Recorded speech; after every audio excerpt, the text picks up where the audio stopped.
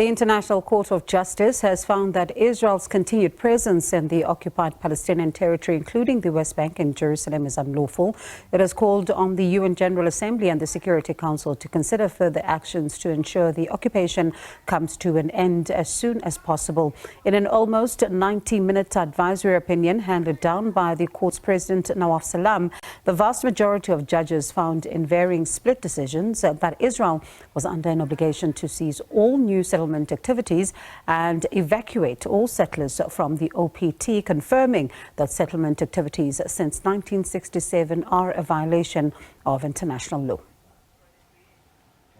Having examined Israel's policies and practices, both in relation to East Jerusalem and to the West Bank, with a view to determining whether they amount to annexation, the Court comes to the conclusion that Israel's policies and practices, including the maintenance and expansion of settlements, the construction of associated infrastructure and the wall, the exploitation of natural resources, the proclamation of Jerusalem as Israel's capital, the comprehensive application of Israeli domestic law in East Jerusalem, and its extensive application in the West Bank entrench Israel's control of the occupied Palestinian territory, notably of East Jerusalem and of Area C of the West Bank. These policies and practices are designed to maintain in place indefinitely, to remain in place indefinitely and to create irreversible effects on the ground. Consequently, the Court considered that these policies and practices amount to annexation of large parts of the occupied Palestinian territory. That provision prohibits only the forcible transfer of Israeli individuals and businesses into the West. Now, our UN correspondent monitored the court's decision from New York. Sharon Rice-Peace joins us to discuss this further.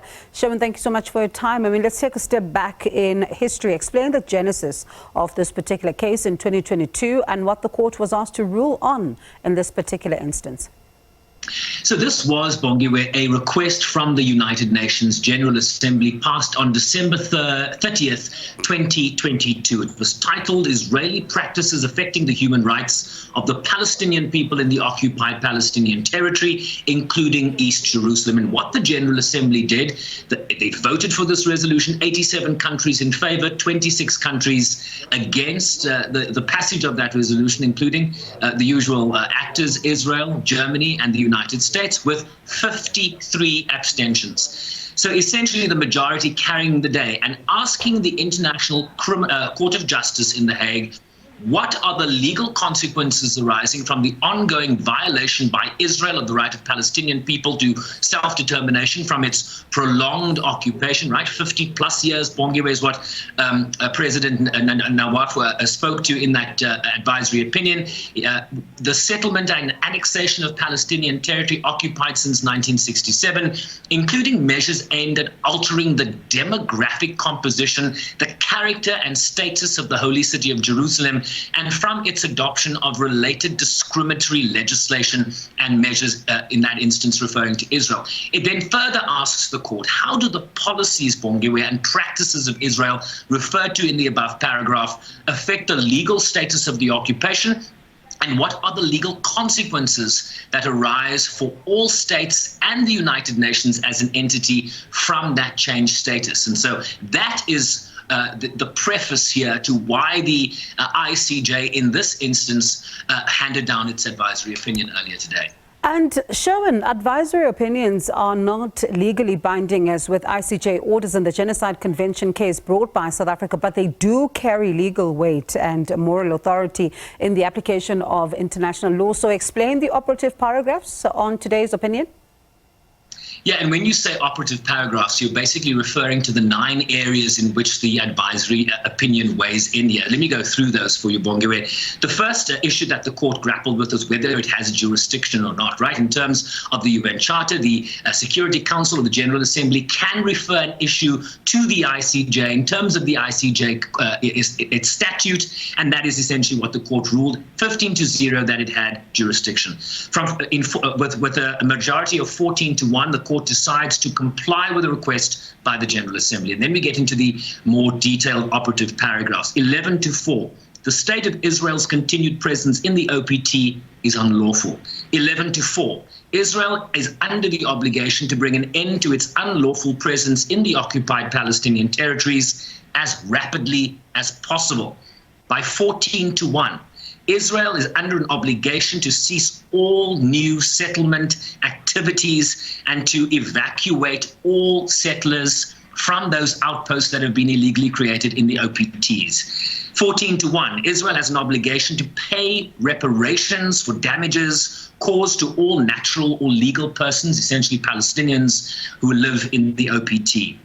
By a majority of 12-3, all states, right, all UN member states, Bongiwe, all 193 of them, are under an obligation not to recognize the legal the situation arising from the unlawful presence of Israel in the OPT, and not to render assistance to maintaining that situation created by Israel's continued presence. By a majority of 12-2, the UN and international organizations are obligated not to recognize as legal the situation arising from the unlawful presence of Israel in the OPT.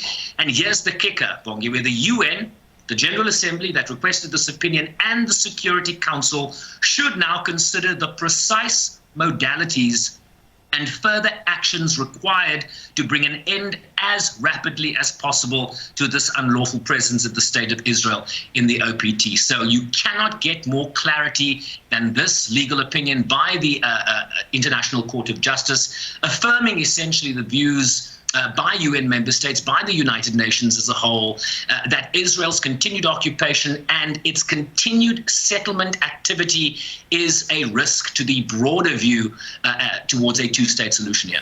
So, Shaun, in light of all of this then, has there been any reaction from Israel to this damning opinion by the UN judicial body? Well, I'll certainly not giving you any prizes for guessing. Let me tell you what the Israeli Prime Minister said a short time ago on social media. Benjamin Netanyahu saying the Jewish people are not occupiers in their own land, including in our eternal capital, Jerusalem, nor in Judea and Samaria, our historical homeland.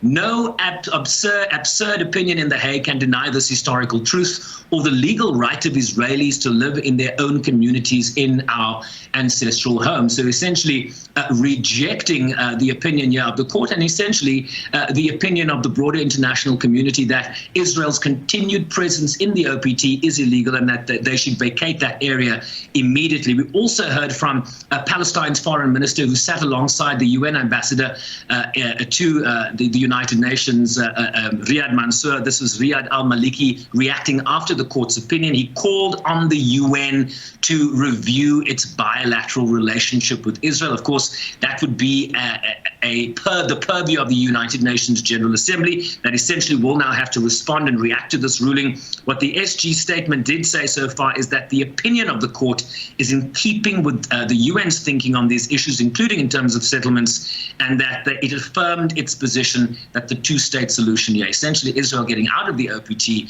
would be the long-term and only solution to this long-standing conflict. Quite an interesting one. Thank you so much for that update, Shaun. That was SABC News correspondent Shaun Bryce Peace.